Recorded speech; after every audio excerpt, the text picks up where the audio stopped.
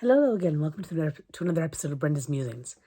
So tonight I want to talk about a song that I heard this evening called "I Am My Mother," and it was a timely song because this is the eve of my mother's death 2 years ago,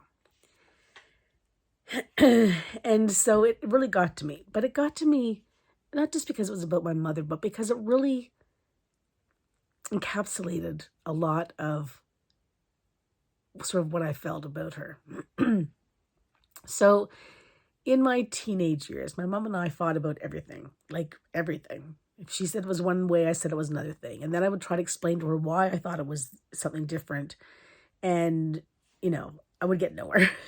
So she, when I was about 16, I remember yelling at her, "I'll never raise my children like you raised us." And she yelled back to me, "I hope you have a dozen just like you." And that particular fight always stuck with me. And then when my eldest daughter was just a few days old, I called my mom on the phone and I said to her, like I was half crying, and I said, I'm just like you," which must have given her great joy. But here's the thing. I found myself parroting back to my colicky daughter, all of these phrases and things that my mother had said to me probably 10,000 times that somehow permeated my armadillo protector protection and, you know, and really sunk into my soul. And, you know, at that point in time, that's when I owned that, those statements, those feelings. And, it's probably the greatest legacy my mother ever could have given to me. She was kind of fierce in her own right, and she was my champion. I mean, there will never be another champion, in my life as she was. My husband's a close second, but she was always there no matter what. And I could talk to her about anything as I was a bit older, not so much when I was a teenager, but certainly, after I left home, went to university and came back home again.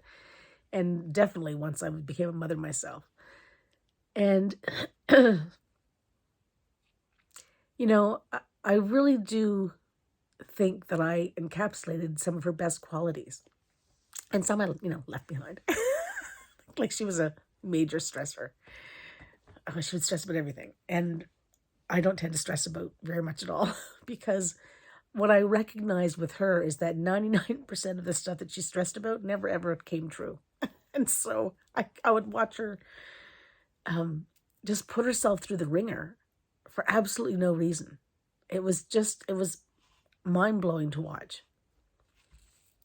And so, yeah, there's not a lot that I stress about.